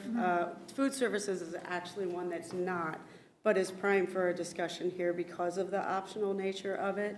There are several other changes within it that really aren't the reason we brought it here and probably require some more discussion. So, you know, that's one food for thought. Let's talk about that. Some of these others are just, there's a lot of you shall, you will, you must train, and some of it's all new. One of these is a totally new policy for us that wasn't changed by Neola since 2011. So when we adopted in 2015, we adopted their 2011 policy, and they now for the first time have updated it significantly. So some of these are old policies that haven't been changed, and it's not our fault. I just want you to know that. So the release time for religious instruction, in practice, this is what we've already been doing because it has been something that the district has allowed. This is now a mandate for all districts that it be allowed. The new language, which the board may see as helpful, is we are now able to require background checks for folks that are going to be working with our students in these environments. That is an option. So there's language here at the end of the policy that you would need to choose whether you do or do not want to do that, and then most of the rest of these changes are mandated. But we don't want to have a policy that says may when we have to say shall now under current law. And there is no reason for us not to have the requirement for a criminal background check, although it is optional by Neola. Mr. O'Connor, you and I had discussed this a little bit. Do you have any commentary to add to the evaluation or what we should be thinking about? Yeah, I think we need to make sure that the controls are in place district-wide and it's very consistent.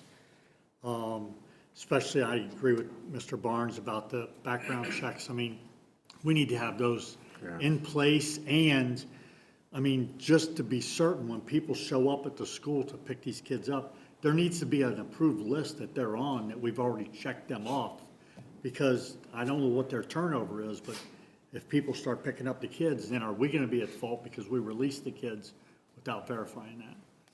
So, yeah, I definitely think that that's a good call. And we currently do have several schools that do participate in the release time.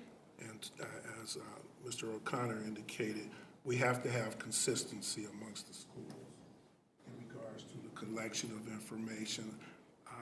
I think it's pretty consistent now, but we need to ensure that we have forms and templates that all of the schools are, so that we're looking at the same thing for all of the schools. I will say also that this is a good opportunity to just kind of cross to the food services. There's an opportunity now for districts to offer lunches to the students that are released on release time instruction now. And that is a change that if we chose to do it, if the board chose to do it, would be made in the food services policy. So it's interesting it's not addressed here, but there. But that is the tie to the two of them. I also wanted to mention, and we have Dr. Klein on Zoom here, that there are also issues around credits. Correct, Dr. Klein? You'd be best to address that one. Yes, Ms. Gladwell. We do have concerns. However, the template that Neola has provided is pretty specific, and we will be able to very precisely document the time of religious instruction so that we will be able to assimilate it to a Carnegie unit. So it should not be a problem. We have already started working on these new codes. Any questions for? Okay. Do you want me to? Carl, before you go on, in regards to the food services, the offering of lunch, that is currently not occurring because it's a violation of the law to do that. But with this language, it does make it permissible to provide lunches to those kids who are being released. Awesome.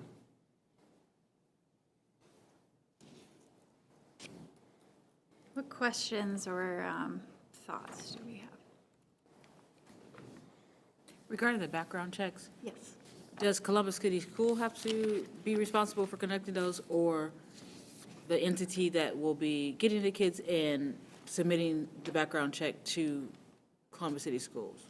The entities pay for it, and they have to provide that information to us. What is the background check policy universally for volunteers or other situations that would be similar?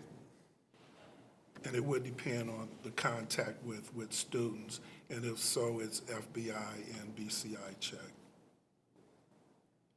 Can you explain what you mean by it depends on the contact with the student? Yeah, if we have, primarily for volunteers, if we have volunteers that are, for example, keeping our playgrounds clean off hours, a background check is not necessarily required. But if they're going to be in the classroom or on field trips with our students, then that would be something that would be required. I'm going to jump in here and just say this crosses over into another policy that's on our list right now. We have policies with regard to background checks when it's broken up in this policy manual. Teachers, it depends on their contact with children. Volunteers is something that was added to school policy by the providers in more recent years than it was with our classroom teachers and administrators and such. And actually in policy, which one is this? 8452, criminal history record check for contracted school services. That, again, is a fairly old policy, but the change is now that these folks have to enroll in state RAP-Act system. So that is a criminal background check. And the language you usually hear about folks that are vendors, contractors, volunteers is people who have duties that involve routine interaction with child, regularly responsible for the care, custody, and control of a child. So that's kind of the threshold for when somebody would have to do a background check. So that kind of covers one that's down the list a little bit. That's what that policy is in here for.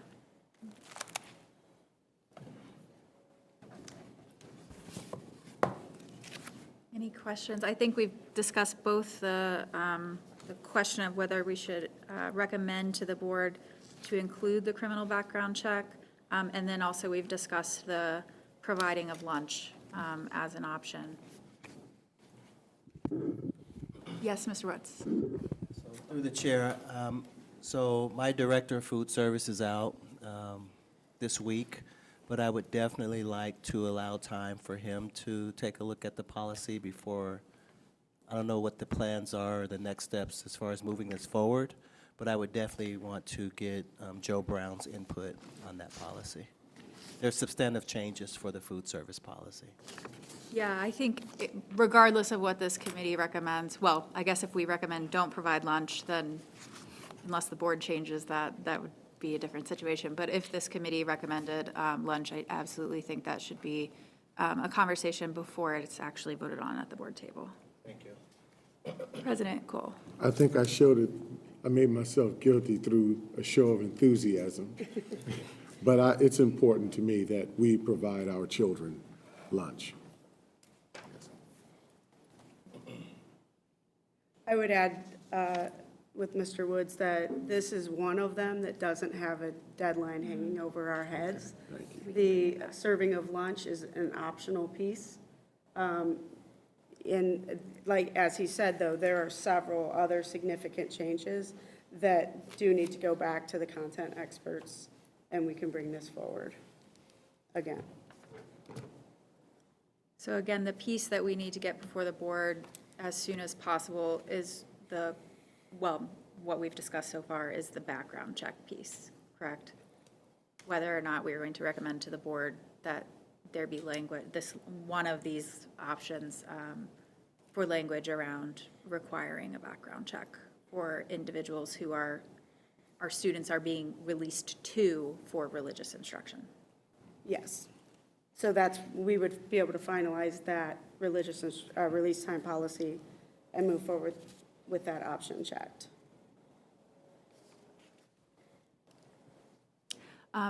In your review of the two options for language, do you have recommendation of one of the options over the other?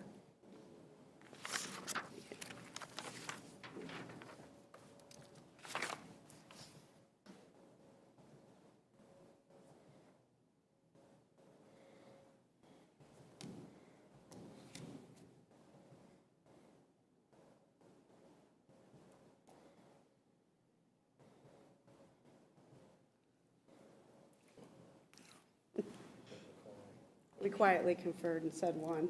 One, the first one. Agreed. Okay.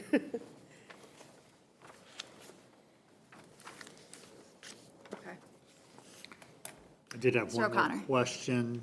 Are these entities required to have a contract or agreement with the district just to document all the responsibilities and who? No, actually, the contract is with the parent Okay, of the student. It's not a contract with the school. okay.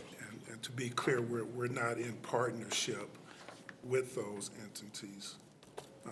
We need to have, before we release a student, we have to have a release from the parent. Okay. Absolutely.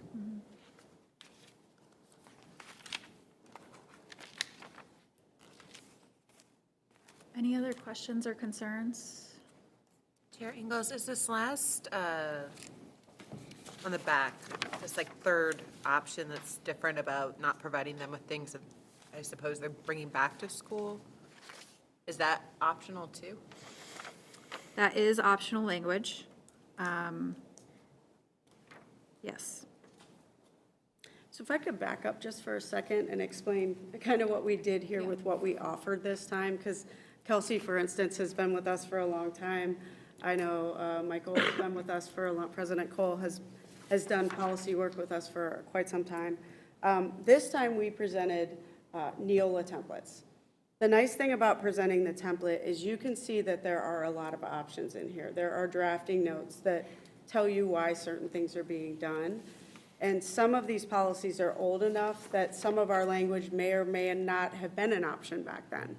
And it's hard to know, what's what there. So we thought it best to tell you what they think. Their policies are worked on by law firms. If they're federal policies, there's DC law firms. So this is good advice, but I felt like it was important that you see that there's optional language. These are the compliant policies right now as we sit here, having had all this lame duck action. So moving from these forward and making decisions puts us in a compliant place, but with an opportunity to choose some things. So that was kind of to respond to that it being an optional or drafting note comment. Yeah, and I think the option, the language that you pointed to, if I recall correctly, when the bill was being discussed, there was community conversation around when individuals are released for religious release time, that they often come back with, piles of gifts, and whether or not schools wanted to prohibit the return of, the bag of goodies that you got from the religious, whatever group, a sponsoring entity, whatever we're calling, the sponsoring entity when they're returning to school. And so I anticipate that that's where some of that language came from. So that's certainly on the table as well, if anybody is interested in that language as well, wants to discuss. Chair, question. So there was a good amount of news coverage about this, and so I had heard of that. activity, bring things back to schools.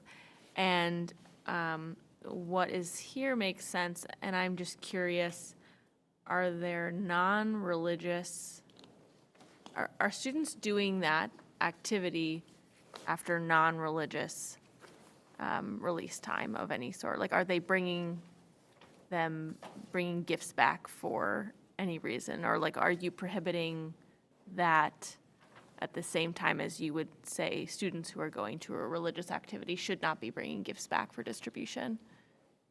I would think you'd want to be thoughtful about whom you tell not to do what and for which activity and for differing reasons or extents. And James Barnes does not have the answer to that question. Michelle? Neither do I. Michelle might may be have able to- an answer to that. I do have several answers, and I'd like to share just one thing with regard to this. So the law, well, as Neola has drafted the law, it specifically says that they cannot be taken out of core classes. We just need to somehow make sure that the students are not requested to change their schedule. So that is also something that has come up in other districts, not in ours yet, that these entities want the district to change their schedule so that they can all be released together. In one of our high schools, that would be virtually impossible. So I just want to make sure that's really clear.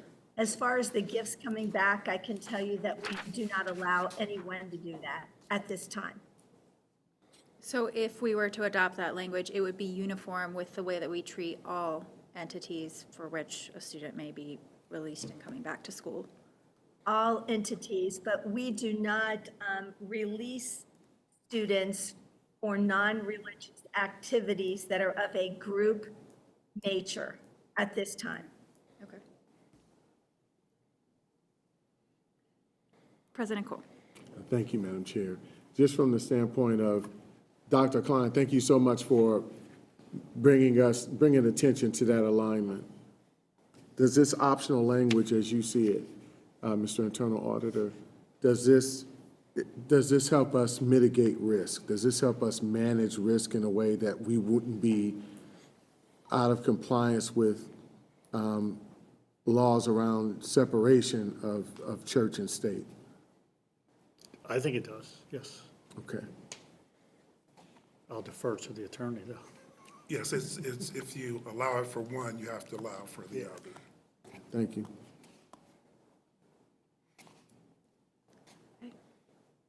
Any other questions or comments from the committee? Hearing none, I would like to go ahead and make the motion that the committee recommend to the Board of Education with regard to policy 5223 that it adopt the first option in the background check language and that it adopt the second option regarding the language about coming back with materials, snacks, clothing, candles, trinkets, or other items when students return to school. Is there anyone to second the motion? Second. Board Member Cole seconds the motion. Any discussion before we take the vote? Mr. Williams, would you please call the roll? Singles? Yes. Ms. Adair? She's left. She left, okay. Mr. Cole? Yes. Ms. Ellison? Yes. Dr. Lunsford? Yes. Mr. McDonald? Yes. Ms. Smith? Yes. Mr. Vogelskov, okay. Motion carries. With regard to the food services policy 8500, I would like to have a little bit of discussion about, does anyone, I mean, Mr. Woods makes a good point. We will talk with our food services experts in this area before anything goes to the board. But if there is any further discussion or questions, things that folks would like to pose or assist the board in considering. Chair, do you think that will result in a presentation to this group from that staff leadership? Or if that'll be an offline conversation, I guess the question I'm wondering, I see there is an option in here about accommodating religious-based requests. And I think the thing that makes me wonder is what kind of food is served to everyone today and whether it would naturally meet the basic dietary needs of people adhering to a religious diet. That's my question. So if someone could carry that forward in some way, I would appreciate that.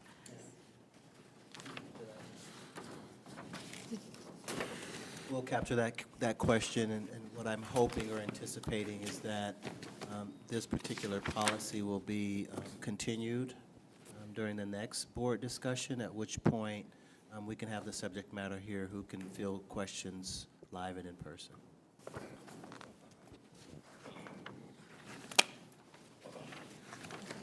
So we will move the food services question to our next meeting for further discussion. The policy 5200, attendance. House Bill 214 of the 134th General Assembly requires schools to allow 3 religious expression days. Current CCS policy allows for an excused absence to observe or celebrate a religious holiday. So I note that this is mostly a comply with the language of the law change. There was some language in there around excessive absences, and so I'm going to hand it over to Kyle, or to Ms. Lathwell or Mr. Barnes to discuss further. So yes, this is an update to a permission that we already allowed for the 1 day. So the statute itself, through House Bill 214, made this a mandatory 3 days. So we needed to deal with the policy to make it consistent with the current law.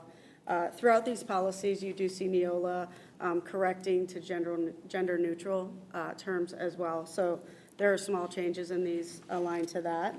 If you turn to the second page, you see language around excessive absences.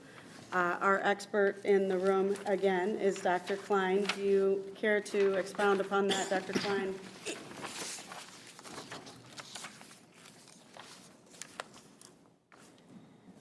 Oh, we can't You're hear you, muted. Dr. You're Klein, muted. sorry.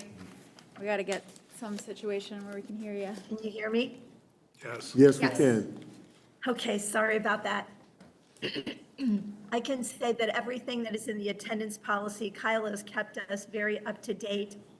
And we are ready after the board makes a decision. We want to make sure we're compliant with law. So we were already doing religious expression. So now we're going to just change it to up to 3 days. And as far as the excessive absenteeism, that is just what is in line with our state law now.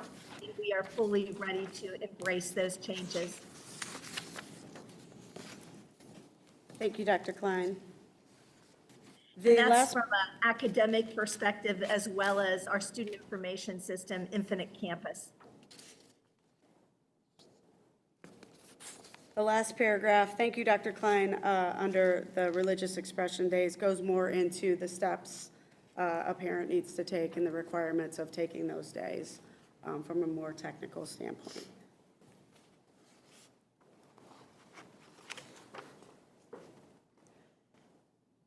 Is the adoption of this language a drastic change from the practices that we already engage in this district? I don't believe so. I mean, we were already allowing for 1, now it's 3 days.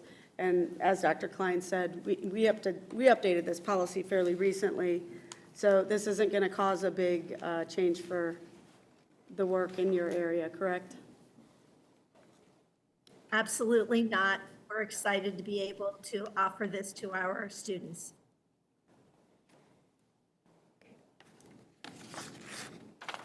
Yes, and one requirement is publication of the ability to take 3 of the 3 religious expression days. It has to be on our website. Okay. James, if I could address that, in addition to being on our website, we also thought that we could send out an auto dialer and a text message to all of our current parents through the IC Messenger, if that is what the board wishes.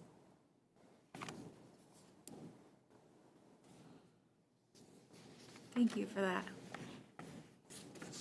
Any questions around this, I'm sorry, I guess my question is, would you recommend the adoption of the language in excessive absences and the religious expression as recommended?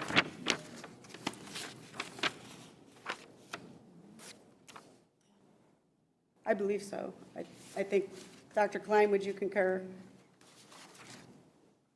Yes, ma'am, I would. I've read it, and we've also had a team review it last Friday and today, and we feel that it is completely appropriate, and we're ready to enact if the board so desires.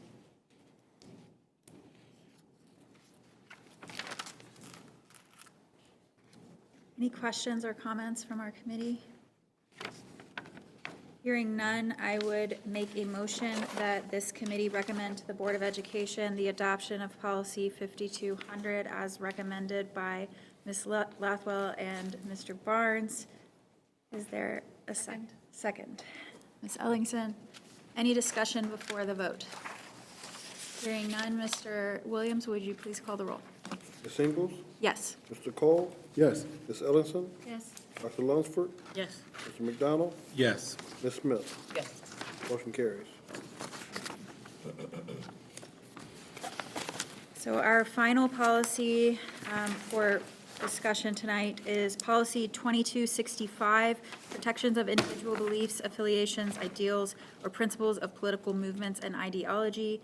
This was, again, another policy that was required by language in House Bill 214 of the 135th General Assembly that requires schools to have a policy on matters regarding specific beliefs, affiliations, ideals, or principles.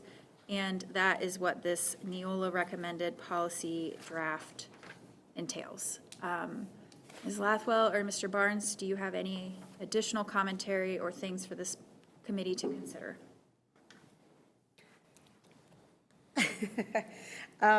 So this is actually a new policy with a very long title, to Neola even.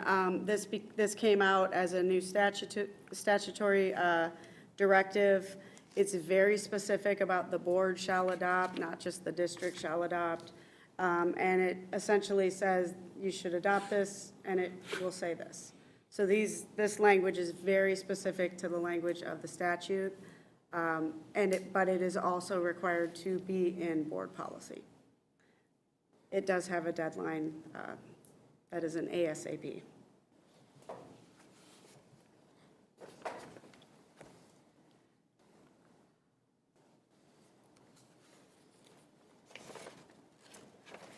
I would recommit, our district's commitment to ensuring that all of our students, staff, and families have a voice, and that they are treated fairly by our district, and I believe that work will continue, and I'm excited that we may have policy that explicitly says that.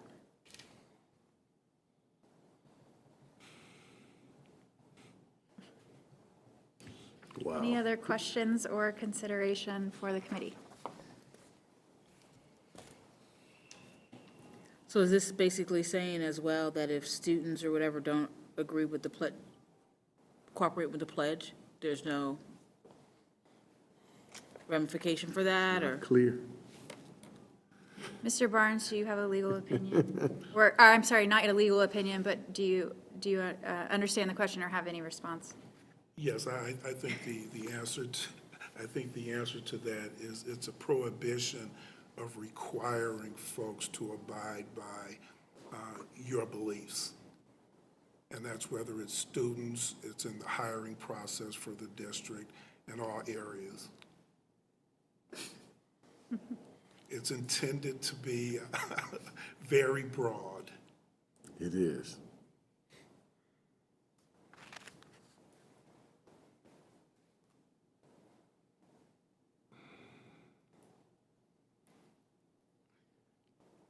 It is what it is. It is what it is. All right. I will give the committee just a moment more to digest and think about anything.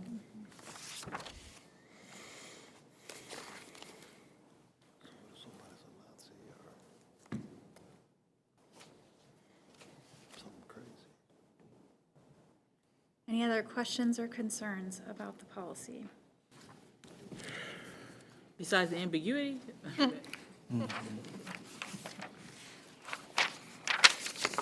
I'll be honest in saying that I find it very interesting that you call, and I realize that we're not to solicit and all of that, but it's just very interesting that these prohibitions almost violate First Amendment right. It's just interesting, but it is what it is. They call it a protection, but it is prohibitive. But so if a kid came to, or an adult came to school with a particular political leader, like one of the Ghostbusters signs in a circle with a cross, across it, with a strike across it, does this fall into a space of prohibition? Does this fall into a space that could possibly require punitive board action? Mr. Barnes, I'm going to let you try to handle that one first, and then I'll jump in if needed. Yeah, but we're protecting the First Amendment. I cannot answer that question at this time. Yeah. Policy is vague and is compliant with the requirements of law. Yeah. I'm happy to send out the statute to everybody if you'd like to see it, but it is what it is. I would like, if we're going to move forward, I would like to bring attention to the option that is in this policy. And that's related to whether we're going to add collective bargaining agreement in that piece or not.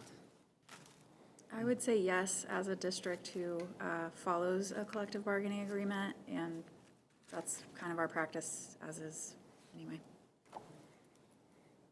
Not kind of, it is our practice as is.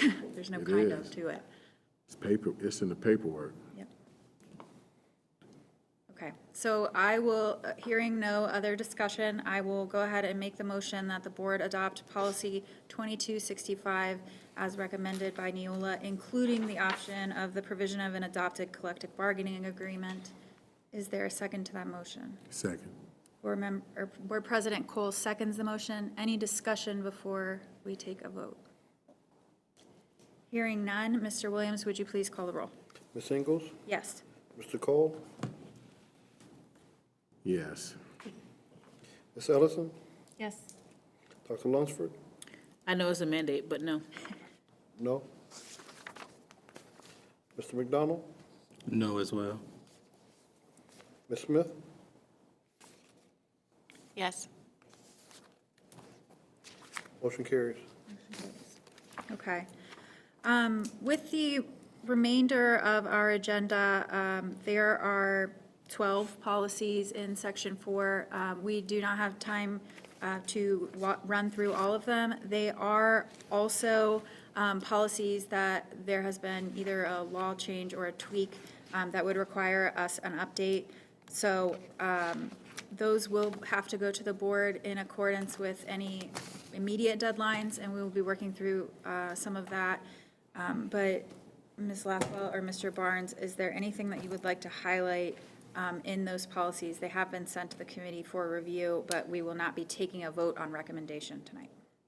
If you give me 5 minutes, I can do a very quick rundown of the why. Starting, and the most important one is at the top. It's about our special education policy, which really just says we're going to follow the model policies, the operating standards with regard to this. They are the 2024 model policies now. But as law has developed and case law has developed, there are prongs of that 2024 model policy that are in conflict with law at this point. The majority of the model policy is good. Most districts are adopting the model policy. We are able to make our own if we would like to. But the recommendation is to have a board resolution which says we're going to keep following the 2024 model policy, but we are not including these 4 prongs. which are in conflict with law. So it's just the board making sure that, telling everybody, we know that there's some problems, we're doing this overall, but we're not doing these things. So we remain compliant. And then the board policy that's listed here is very simple. It's an older policy, it just needs a little bit of cleanup with the language. It's not substantive. I do have Dr. Nelson here. She's been patiently sitting up there, but I have taken the time to work through this with her and have her review it. She is the content expert. And I want to let her speak to our practice and if this really impacts our practice. Good evening, committee. Nice to see you all. Ultimately, no, this does not impact our day-to-day practice at all. We are going to continue to do what we've been doing, which is following the operating standards and the model policies and procedures on the daily in the district. And the 4 caveats or set-asides that they have asked us to remove or consider for revision do not impact what we're doing. All right, good, okay. Thank you for waiting for us. Thank you, Doc. So that's that Anytime. one. Do you want me to, I'm just going to run through them. we're just and throw noticing. questions, or anybody can send me questions afterwards. The use of medications is, basically the law is now distinguishing between providing students prescription medications and over-the-counter medications. These are now separate things, so this policy has put them into separate categories. So if option 1 is prescription only, option 2 is we're gonna do this prescription and over-the-counter. And the most important piece, in my view, that makes it so time-sensitive is it is allowing now students to have medication and the schools to have medication for seizures. This piece is new.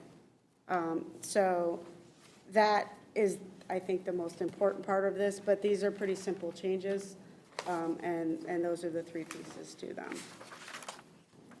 The next one, student health, let me see. Which one is this? There we go. So the next one, actually, our 5350 right now is a policy that reads student suicide. This policy is from 2015. It hasn't been looked at in a very long time. My recommendation here would be a complete rewrite. As you can see, there's a lot of new information here, focused on the well-being of our students. Even the title is completely changed. It does have training aspects involved. And there's some shall. The district shall implement specific strategies and so on. And it does change which category of student gets certain information and instruction. When you say a complete rewrite, there is an effective date of the end of March, and there are other components in that policy that have an effective date requirement of April 9th. Are you saying that maybe we should bring this back after the board makes the policy compliant and revisit it? Or are you saying adopting the Neola recommendation? I am suggesting that if you were to look at the existing policy that we have, it's hardly relevant to what this looks like now. So what I'm suggesting is we start over. That is, it's to work with what we had you wouldn't even be able to see it anymore because there would be so many red lines. So I would move forward with this Neola template. Thank you. So accepting the Neola, okay, thank you. Parental status of students is 5751. This also was last reviewed by Neola in 2011. So again, this lame duck session contained a lot of new charges for the educational community, and this is no exception. So this also would be something we would need to consider essentially a complete overhaul. There's a lot more information. I can show you right here. If you can see it, this little bit of words here is what it looked like before. And so we've got all this new language. I'm sorry, and I may have missed it. What's the basis of this? What is it saying? It's essentially protecting our students that are pregnant and, it's affecting their education and, missed time, how it affects their ability to make up work. And it's kind of the rights of those students. Make sure that they're still being educated during that time. And we do not have a policy on this, but we do have an AG currently that has been guiding us to, correct? Correct. And this isn't in any sort of alignment with the current administrative guideline, this new? What we'll do is, as soon as I know this is going to go forward, we're going to immediately look at the administrative guideline, because we want to make sure that we would make any changes to that based on the actual language that the board adopts.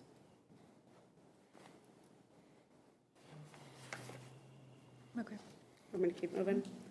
The interscholastic athletics. Oh, I'm going to skip by the criminal record check for contracted services. We talked about that earlier, that they now have to enroll in RATBAC, which is the AEDs. That language is significant. It comes from House Bill 47, and there are a lot of the board shall, students in these grades will, shall annually, shall hold meetings. Everything but the second page is really mandated language, and all intending to keep our staff and our kids safe. There is a choice on the second page about where this is going to go, whether the board is going to adopt a model emergency plan developed by the Department of Health, which currently exists, or authorizing the superintendent to develop an emergency action plan. So that's the optional language there.